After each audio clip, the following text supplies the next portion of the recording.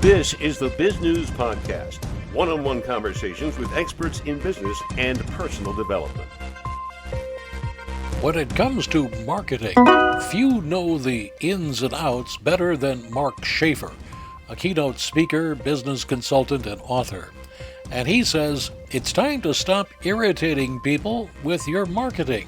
He says it's becoming increasingly difficult to do effective marketing due to a raft of reasons ranging from the sheer volume of information flooding the world to the seemingly infinite number of channels delivering it. What's the answer, or answers? Mark Schaefer joins us for this Biz News interview podcast. You're in Knoxville, Tennessee, and if any city in the United States other than perhaps Omaha or Colorado Springs needed an image, it would be Knoxville. You're talking a lot about personal branding, and I think perhaps your next customer might be the Knoxville City Hall. Oh, well, we want to keep it that way, my friend, because Knoxville is one of the most livable cities in America. We're in the foothills of the Great Smoky Mountain National Park. The people are nice. It's a university town. The cost of living is low, and we just want people to stay away. We like it the way it is. Well, so much for personal branding for a lovely city, and I hope they don't come after me. And the question then is, who needs personal branding? And for heaven's sakes, why? Didn't personal branding begin when your parents said, oh, let's call the baby Mark? Well, I suppose that's true. And I think the point embedded in your observation is that we all have a personal brand, whether we admit it or not. A personal brand is simply what people think of you after accumulating certain observations. They may think you're creative or reliable or hardworking or whatever. And the idea is that the personal brand, gosh, it's just so fundamental to so many opportunities and shifts in our world today. I mean, just using myself as an example, if you're known and others aren't, then the opportunities are going to open. I mean, that is exactly the reason why I'm talking to you today, because I am known for something in the world.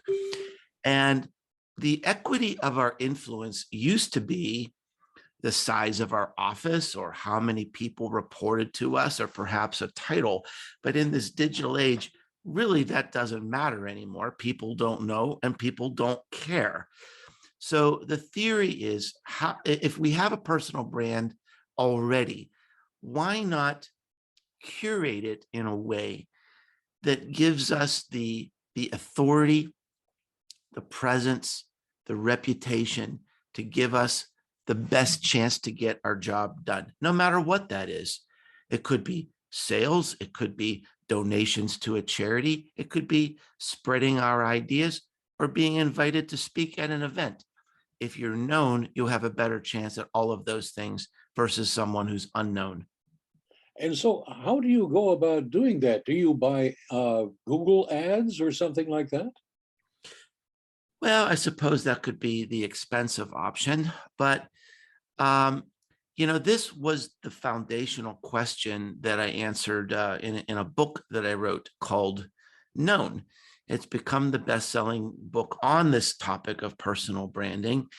And the reason that I wrote it is because so many people were coming to me for coaching calls, and they were saying, well, I want to write a book and want to sell a book. I want to start a speaking career, or I want to be invited to this certain board of directors. And I kept saying, well, you kind of have to be known. I mean, no one's going to buy your book unless they know who you are. No one's going to invite you to speak unless you're known. And then the next question is, how do you become known? And there was very little research on this, Doug. And the stuff that I found out there was very disappointing. Like, if you can dream it, you can be it. Well, that wasn't very satisfactory to me. So I went on this mission to determine, how do people become known? Is there a process, or is there just some special sauce you need to have? And I interviewed 97 people around the world who are known in their fields, and found that indeed that there are four things that all of them do, with no exceptions. And so very quickly, because your next question is going to be, what are they? But very quickly is, number one, you need to identify what you want to be known for. And it's a little trickier than it sounds, because that's not necessarily your passion. There have to be enough people on the other end who care about that to make your dreams come true. That is the story you need to tell to the world. Then you have to do some research around, where do you tell this story? And then the third piece is, how do you tell this story? What sort of content do you create? And I suggest in the book that it's not as difficult and complicated and overwhelming as it might seem. And then finally, how do you activate an audience that will, help you achieve your goals? And that's different. An active audience is different than a social media audience, which is a weak relational link. You need to develop strong relational links that will become advocates for you, that will support you and spend money on whatever you're doing. So is this, in a way, how the quote unquote influencers become influential? Or does this explain the secret sauce of the Kardashians, or what? Well, there are different types of influencers, and this is where people get messed up sometimes, because when you say influencer, someone like Kim Kardashian is probably the person that comes into your head, but it could be someone dancing on TikTok, or posting something. Oops. There are celebrity influencers, of course, but the ones that I think are having the biggest impact on the world, Douglas, are the creators, like you and me. So, I would not be known to you or anybody if I hadn't started a blog. I shouldn't say anybody. My wife knows me, but in terms of developing a presence in the digital world, you need to create consistent content. You need to have a podcast or a video series or perhaps a blog. And that can be academics. It can be business executives. It can be technologists. It can be people who are just passionate about cars or cooking or doing laundry. So it's a historically amazing period of history, because when you and I were starting out in business, how could we ever become known? That was someone else's decision. It was a media executive or an editor at a magazine that would say, okay, you're worthy of becoming known. You'd have to jump through hoops. Maybe you'd have to go to the right schools or marry into the right family. None of that matters anymore. It doesn't matter who you are, where you live, or where you've come from.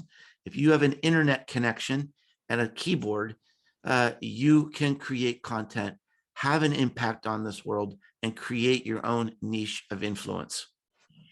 If one looks out at a unfallowed field anywhere in Tennessee or any place on the planet, you'll see some plants that are growing that are needed, but thousands and millions upon millions of weeds. So how do you separate out yourself from the weeds? Well, what I've found is that the internet is highly sensitive to quality. It's amazing, really. I can almost predict when I do good work, I'm going to get more shares, I'm going to get more views, I'm going to get more subscribers. And the moment I take that for granted and publish something that's let's say a weed, I'm going to be weeded out. and so, I mean, that's healthy in a way, because you can't stagnate. You always have to challenge yourself to to be better. When I create content, I have just one thing in my mind. I will never let you down. If I create a podcast episode or a blog post or a book, it's just I have a vision of a reader in my mind. Here's the vision I have. Maybe 2 years ago, I got an email from someone that said, I start my day with you. I get a cup of coffee. I open up my email to see what content you've created for me today. And I thought, what an honor that is, that I have become part of the fabric of this person's life. I cannot let her down. Every piece of content I create is going to be worthy of your time. It's going to be interesting. It's going to be relevant. It's going to be timely. Perhaps it'll even be a little entertaining, but I will not let you down. And I think that is the mindset we need to have, Doug, in this world, because it's not easy to be the plant that's growing and throwing shade on the weeds. It's a constant challenge. I mean, I've been in a state of constant renewal. I've relaunched my podcast 3 different times over the last. We're now in our 10th year. I'm consistently pushing myself in new ways on the blog to evolve and to be more relevant. And I think that's really the key. And if you do, you'll be rewarded. Let's talk for just a moment about Mark as a seedling. How did you get started? Oh, you have a wonderful way with words. Well, I had a long career in the corporate world. And again, I mean, the equity of my influence in the corporate world was, how many promotions I got and what my title was. And then I went out and started my own business about 14 years ago. I started consulting and teaching and writing, and immediately, Fortune 100 company, I was the global director of e-business, and I was the go-to guy everywhere in the world for the internet. And then I left the company and I immediately became the go-to guy for nothing. I mean, nobody knew who I was. Nobody cared who I was. Literally, I was starting from scratch. And this is the hard lesson I learned, that in this new world, the only equity of influence we have is either you're known or you're not. Nobody cares about how big your house is. And so I kind of stumbled into the journey. 14 years ago, social media was becoming hot as a mainstream channel. And so I started to blog as an experiment. And after about 9 months, I realized that every benefit to my business, customers, collaborators, new important connections and mentors, everything was coming to me through that blog. And so I doubled down. I became more consistent. I became more serious and thoughtful about it. And that really, the blog led to books, and the books led to speaking, and the speaking led to bigger and bigger consulting assignments. And so creating that personal brand through consistent content is what led to everything. I've got a very, very successful business. I've never spent one dime on advertising in my whole life. Everything has come from the personal brand. That is going to shock a lot of small business people who are saying, we're spending money all the time on advertising. How does this guy do it? Well, I think small to medium-sized businesses have a particular advantage here, Douglas, because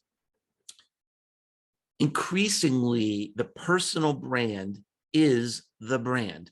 We're living in a world where we don't see ads like we used to. We're in a streaming economy. I watch more television than I've ever watched in my life, but it's on Netflix, and it's on, I'm watching The Mandalorian, and I'm watching Better Call Saul, and I don't see ads. And I listen to audiobooks, and I listen to podcasts, and I don't hear ads. And nearly 800 million people in our world have ad blockers on their phones. They don't see your ads. And so our advertising consumption has dropped by probably 90% over the last 5 years. We don't see ads, and if we see them, we don't believe them, but we do believe each other.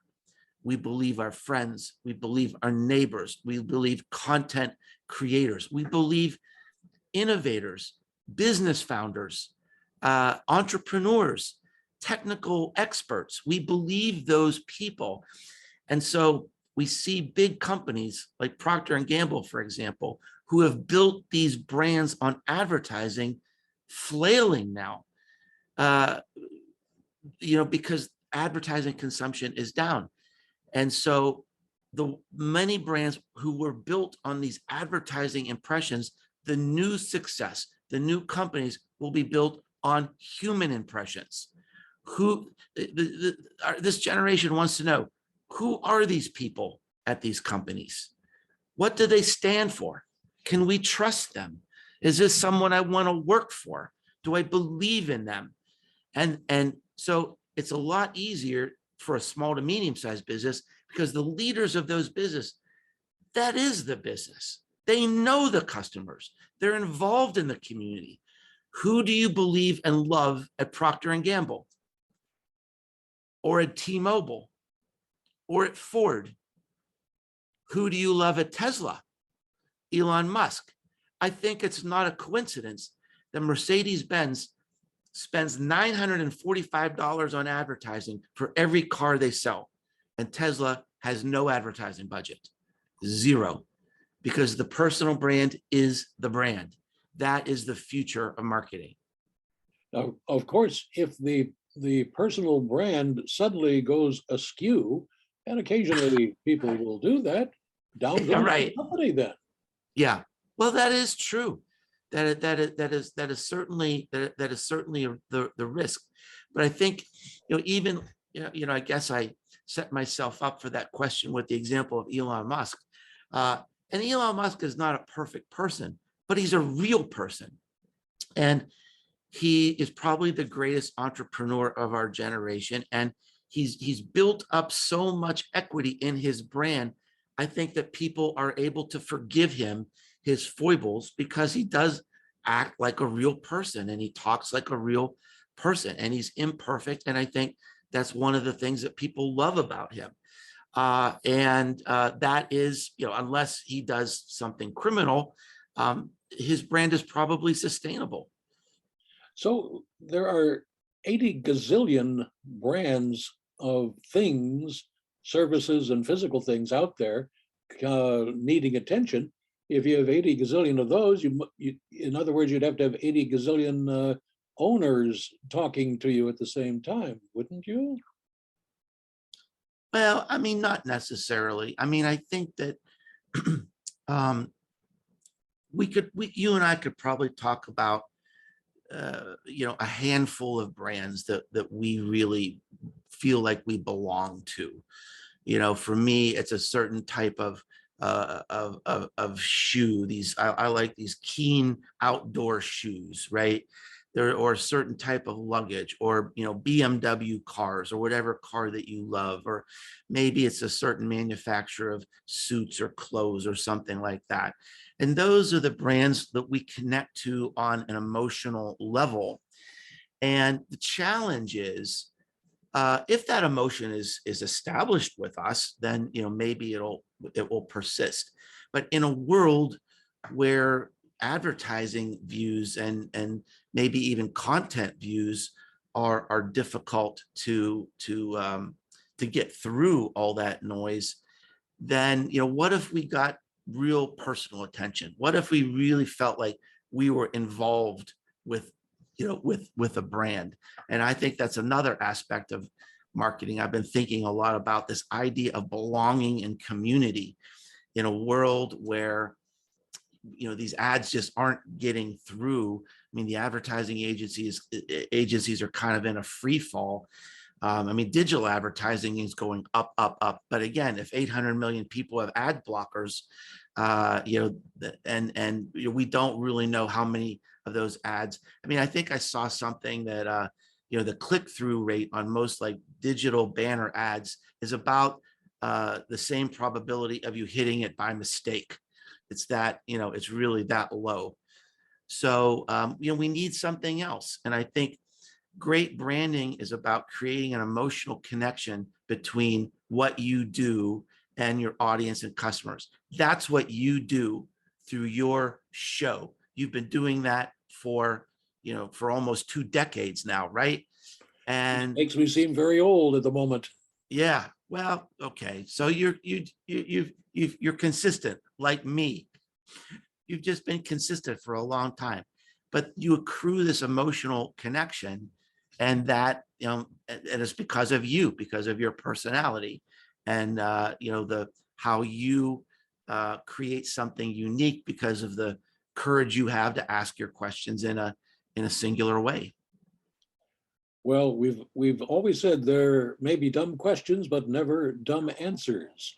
But for this next question, I'm sure you must have a very specific answer. Where can people get more information about you and your company?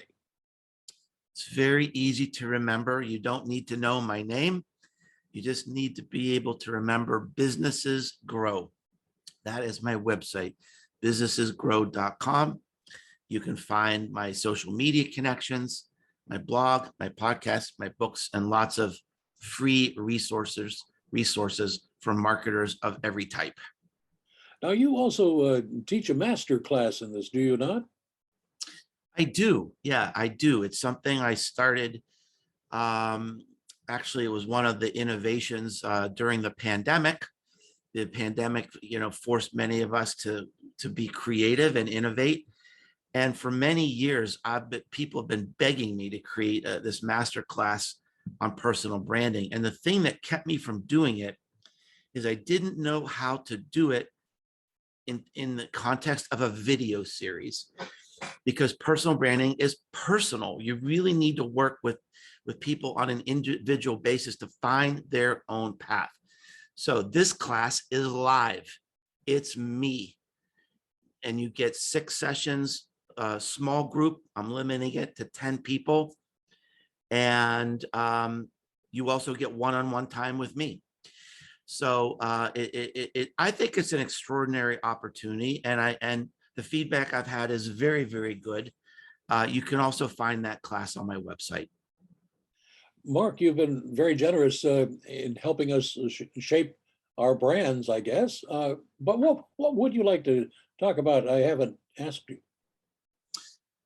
Well, I mean, you've done a great job, and I certainly appreciate how you've put a lot of care into this and your questions. I think the thing that I end a lot of my talks with is this idea that the most human company wins. And what I mean by that is I think that the reason that marketing is sick in a lot of places is because we become preoccupied with algorithms and automation and taking the human touch out of things. Marketing historically has been a combination of psychology and sociology and anthropology, not automation. It's, marketing has been about behavior and all things human. And too often today, we're doing things that annoy people, that upset people. And if we're spamming people, if we're interrupting them and intercepting them in a way that annoys them, we need to stop. We need to stop doing things that people hate. We need to double down on things that people love. We need to look at every customer touch point and think about, how can we make this more human? How can we show our faces?